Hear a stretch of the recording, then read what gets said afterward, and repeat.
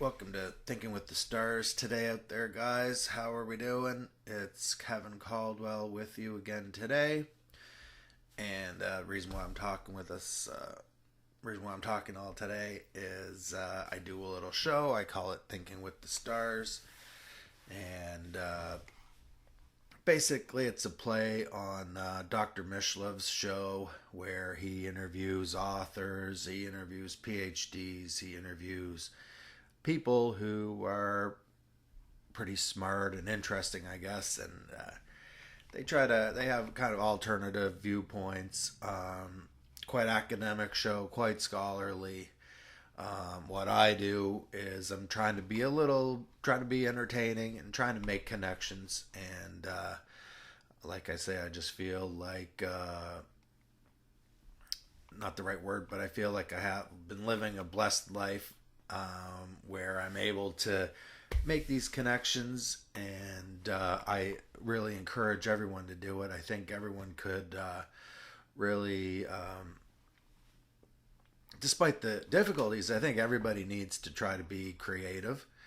Um, so the thing about being creative is it's two sides to the coin. So on the one hand, I'm doing something that maybe I'm good at, maybe I'm interested in, maybe I'm driven to, I'm compelled to do this thing, and but there's the other side where I have in mind the consumer, that somebody's gonna enjoy this, enjoy what I'm doing. So it's that combination that gives us the creativity, gives us the passion to do it, keep on doing what we're doing.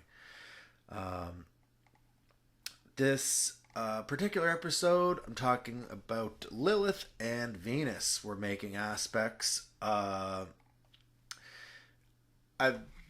compressed this so many times, so I don't have a lot of the details. I think I might just have one of the details about the astrology. And today, where I found like Lilith is not it's not a object per se. Lilith is the farthest point away um, on the moon's orbit at any one time. That's what Lilith is. That's the Lilith we're talking about.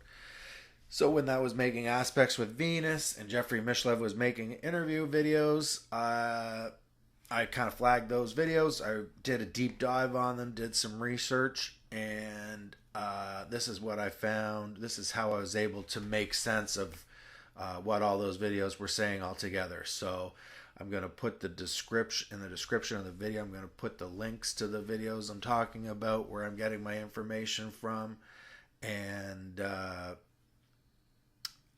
lot of I'll put the details about the astrological aspects as well. So first point I want to make is even using language right now. So very basic, fundamental function of language is to explain. Um, sentences explain sentences explain things. Just basically, and so language explains what I'm calling reality. Okay. Um,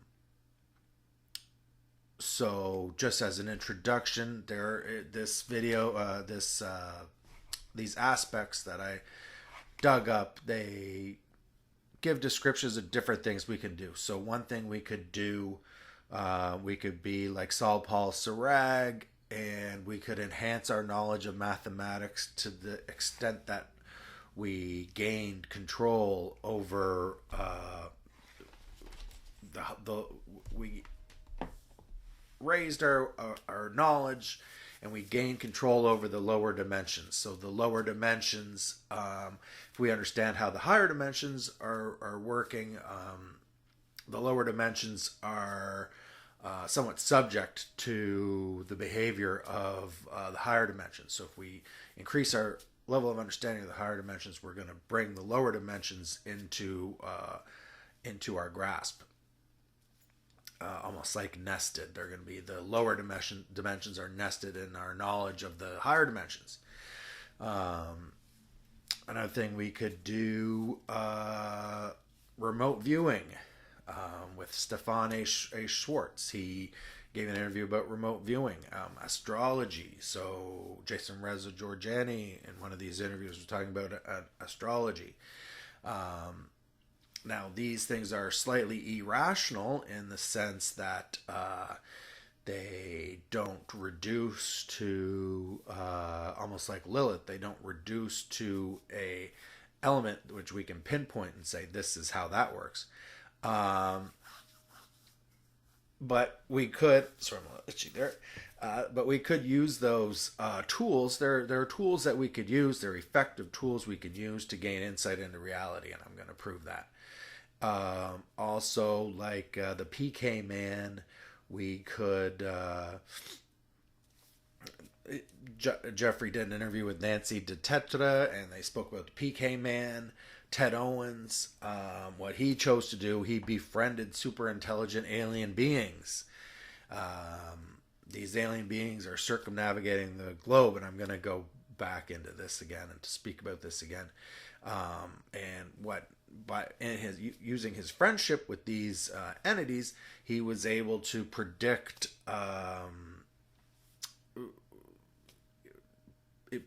climate events. So these are all things that it demonstrates, these interviews demonstrated that occur during this aspects between Venus and Lilith. These are things that people can do.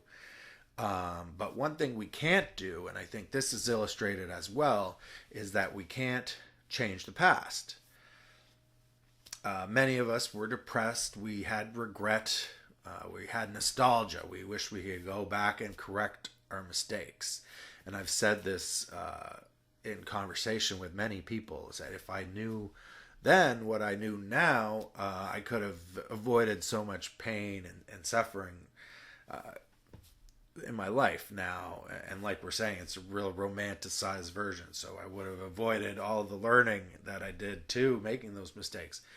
But it's not a joke. What happens is we get convinced about the possibility of a better version of ourselves to the extent where we our whole identity is based on a regression to a time when things were to kind of like that the TSN turning point where things Americans might not get that reference, but it's a right. So we regress back to a point where we formed this personality, okay, and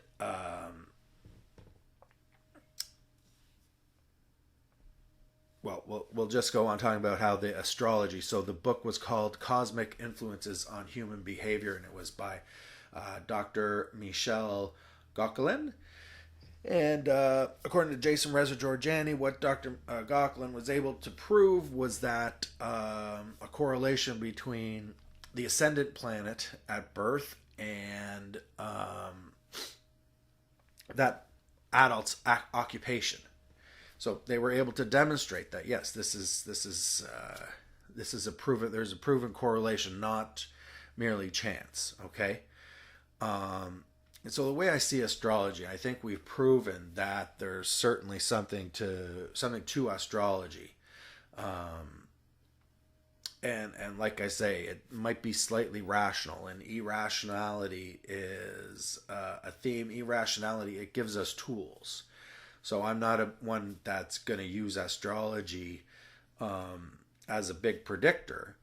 But what I have been able to do, or even here, I'm just using astrology to give me a grouping of things, similar things, so that I can have an approach of making sense.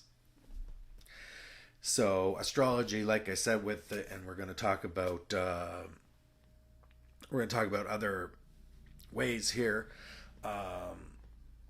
There are tools that we can use. Okay. But one way that I think about astrology is I think about, okay, so we have, say, the sun at the center of our solar system, and we have some planets circling. But if we kind of zoom out in all the directions, right? I want to make a nice a nice thumbnail here. Ooh, right? If we zoom out in all the directions, do we not see that we could be perceived as sort of these beings dwelling on this planet? Um, and the way that the way that perception, the way that the perception is articulated, is through Pluto and Uranus and Neptune, because we basically just have to kind of unhitch ourselves from the our attachment, our physical attachment to Earth, as this bodily attachment to Earth, and just kind of see, well, hey, like maybe the powers that be are perceiving this individual here making this show as being a part of a system that includes Mercury and Venus and Mars, and that's how they look at it, and their influence over us might not preclude the fact that we have free will, but it could be insightful and give us some understanding into our purpose in life, or explaining things that have happened to us.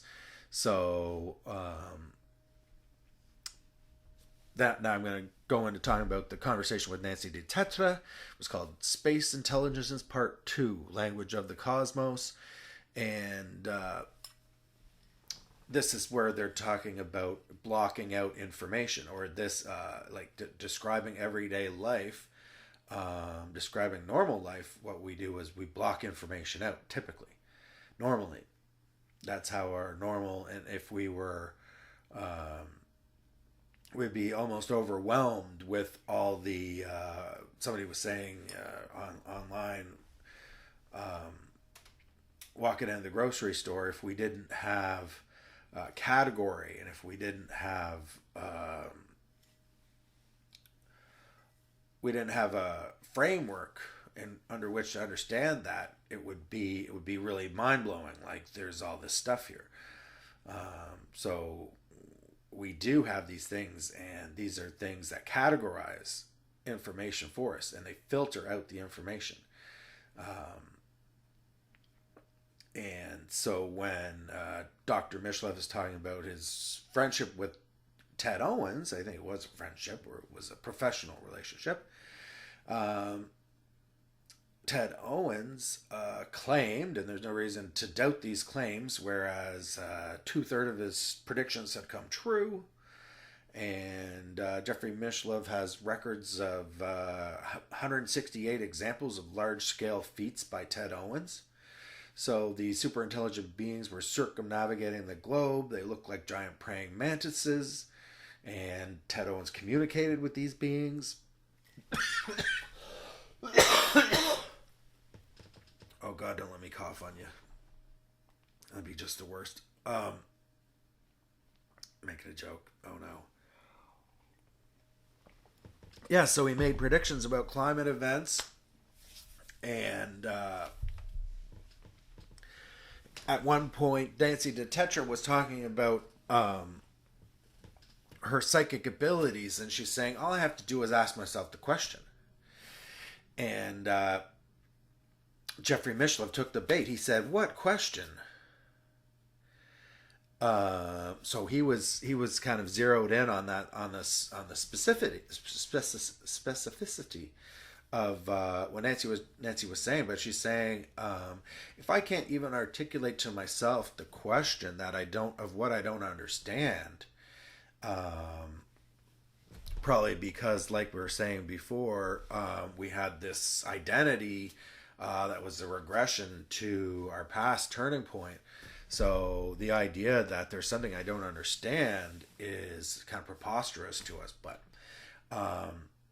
to somebody So this is where we're talking about there's kind of a divergence here of saying, yeah, in ordinary life, people just block out information. They just filter out information. They don't want to believe it, so they don't let it in. And we're talking about, well, yeah, there's these things that they might seem wild and wacky, they might seem wild and wacky, but they're tools that we use. And where we need to elevate here, I think it's going to be clear that we need to elevate here. We need to get our game up here. And as I'm giving this talk, maybe I'm kind of seeing that I have holes and there's plot holes in what I'm talking about here. But I'm hoping not. I'm trying to tighten it up, and so with the interview with Stephen A. Schwartz, he was talking about in general about how to train remote viewers. John Peterson called it a cluster of inputs, is what he called it. So that was another interview. I'm not using John Peterson's interview too much. Trying to remember that one thing he did say that was insightful. I'm trying to remember again, but hopefully it'll come up. And what we do is we keep remote viewers keep themselves as open as possible. Okay. And so part of the method is to avoid rationalization, avoid analysis. So avoid filtering the information out and be as open as possible. So Stefan A. Schwartz, I don't know if I said Stephen, but Stefan A. Schwartz, he was interviewed on December 23rd, 2018. The interview was called Remote Viewing the Capture of Saddam Hussein. And Stefan was talking about how a cadre of remote viewers were giving details about the circumstances that surrounded the capture of Saddam Hussein. He didn't run away to another country. He was hidden in a little chamber, dugout like a cave or a rat hole. It was underneath a small complex of buildings that was described very particularly. The building had a second story above it, what they called just like a little, it was called a copula. There was two large trees on either end of the building. He was found near the village of Tikrit, where Saddam Hussein was from. There was a river flowing behind the building, and there was a gravel road leading up to it, and there was a breathing tube for him to get air. And he looked like a homeless person. He had salt and pepper hair and a scraggly beard. He was found with a container of money, and only one or two people were with him. He was depressed, despondent, hopeless. He had a gun with him, but he didn't put up any defense. So the results that were, to an average person, they would have been unbelievable. But Stefan was well aware that, these types of protocols led 75 to 85% correct or partially correct information. And this is where there was a little bit of a conflict, and I'll dive a little bit deeper into this point too, because Stefan became exasperated with Dr. Michelin, and he exclaimed, "Don't you see the difference?" And Venus was at 15 degrees Scorpio, and it was square to Lilith at 15 degrees Aquarius. So Stefan Schwartz was talking about how remote viewing, it's not really this kind of new wave process. There's a boss. The boss says, clear your mind and think of this thing. And so in terms of ethics, and ethics do play a role, or morality. Anyway, the play on morality, it's really dependent on the morality of the boss, okay? Can we imagine a possible world in which Saddam Hussein used remote viewing to avoid being captured? What's the innately moral reason for remote viewing playing a role in the capture of Saddam Hussein? So we want to say, okay, being compassionate towards others is a real character flaw of Saddam Hussein, and we can judge him. We can basically judge him and use remote viewing to have him captured. But I think the idea of capital punishment and also incarceration, even incarceration, is really unpalatable to people who are trying to expand consciousness, or are looking to consciousness as the solution. Like we said, um, like I said, my first statement was that language explains things. Language explains reality. So what is kind of unexplained is, or what we're saying is that there's no innately moral reason for remote viewing to be responsible for the capture of Saddam Hussein. It was more like a that people who were after Saddam Hussein had the good fortune of being skilled at that methodology, or skilled in the discipline of remote viewing. And it wasn't something about remote viewing being good that implied that we could use it to capture this baddie, Saddam Hussein. And we're not saying that his war crimes aren't right. Not saying his war crimes, Saddam Hussein's war crimes, aren't abhorrent. They certainly are. But just saying that it's tough that we could kind of request to see the difference where remote viewing isn't all sunshine and peppermint, and it could be used for nefarious means. Like, for instance, I'm drawing a parallel here with that and quantum computing. And I believe that quantum computing, that we would have a hard time manipulating the laws of quantum mechanics to work in our favor. But that's what we want to do. It's like the uncertainty. It's like being in a state of uncertainty. Black Moon Lilith was a mathematical construct, and quantum field theory dealt with point particles that had no size at all. So, according to Saul Paul Sarag, variables in quantum theory like position and momentum were what he called not communicative in Heisenberg algebras. And so that's why he developed in his conception of string theory ADE Coxeter graphs. And he's able to use these Coxeter graphs to bring the lower dimensions under the command of his understanding of higher dimensions. So string theory unifies the four forces. It's the strong force, the weak force, electromagnetic force, and the gravitational force. And the ADE Coxeter graphs underlie the unification of all the possible crystallographic structures in any number of dimensions.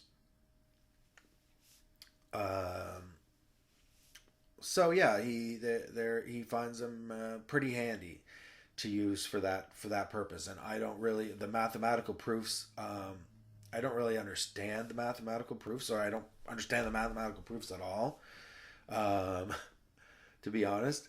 But the point I guess we can make and tie in with the ethical point is that string theory is a classical theory because it has a proof that's either correct or false. Ethics is a classical theory because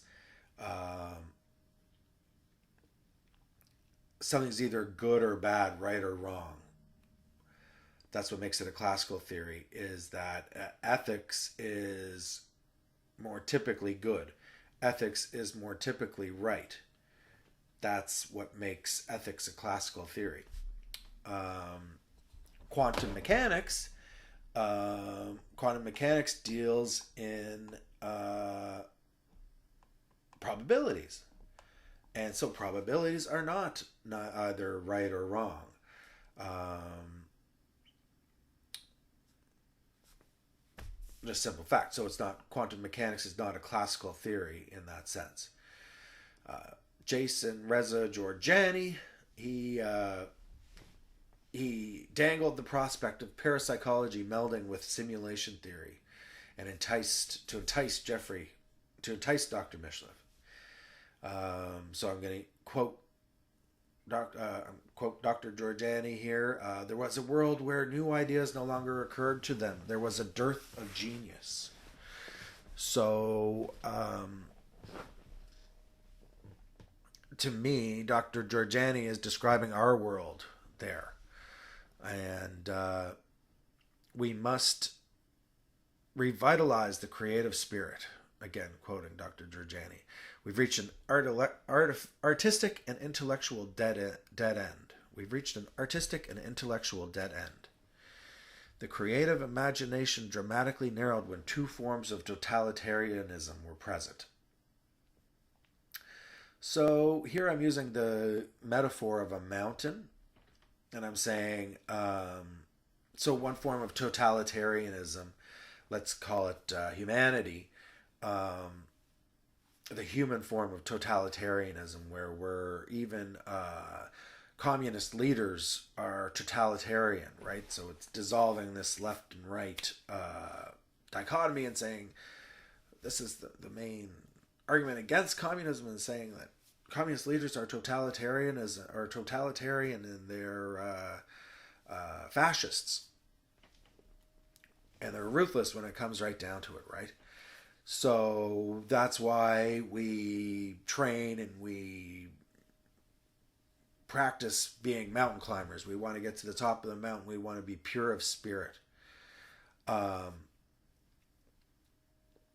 of course, there's dead bodies all around us as we're climbing up this mountain. But we do it. We clear ourselves. We've kind of taken stock of our traumatic memories, and we've been able to discard all those, and now we're not we're acting with clear and with pure intentions, but we discover that there's an alien race at the top of the mountain, and they're looking at us and they're saying, "Hey, we're glad you're here. We've been waiting for you." So this is where we're talking about that where two forms of totalitarianism. There's the alien form of totalitarianism where they're watching us, they're watching our flaws, and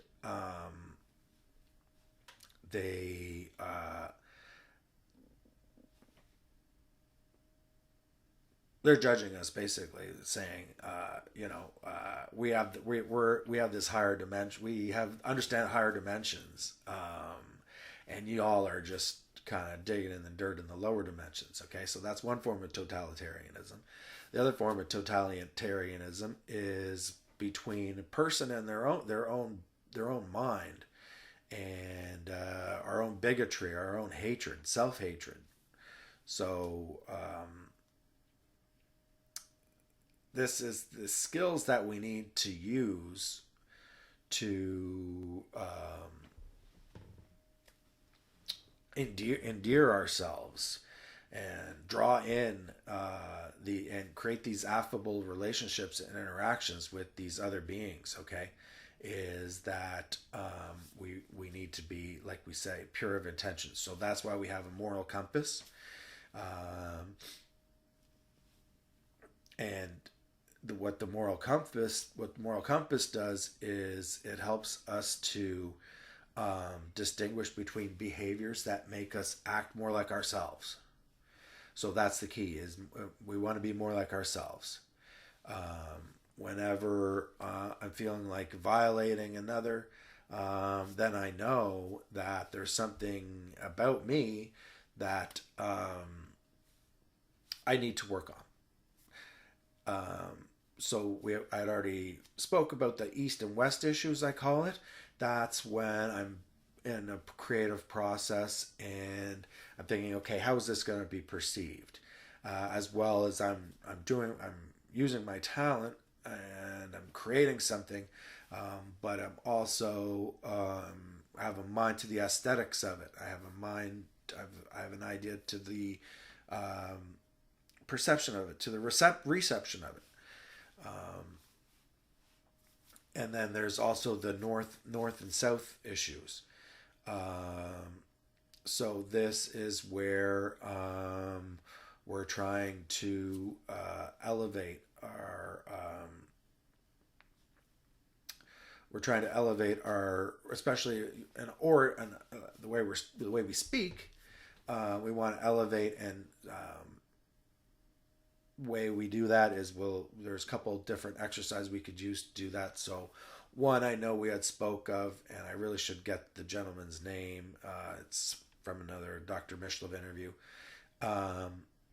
What I'll do is I'll put the link to that video where I speak about that right now.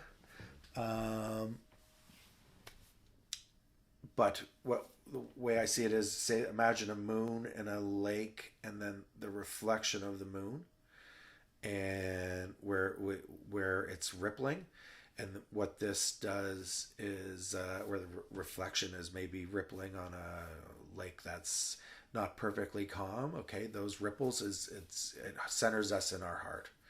Okay, so that's it for today. Already started researching the next video, so looks like it's going to be another doozy. Okay, and thanks so much for listening to me. If you managed to, and if not, then I guess I can just say whatever I want. So catch you later.